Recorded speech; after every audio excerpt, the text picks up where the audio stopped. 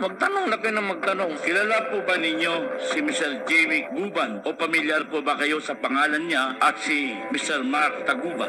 It does not ring a bell. Do you know Laod Firing Range? Do you know? Alam niyo po ba yung Laod Firing Range?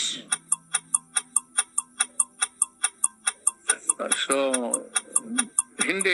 Do you know? Nalalaman niyo po ba kung ano Tao o yan. saan yung Laod Firing Range?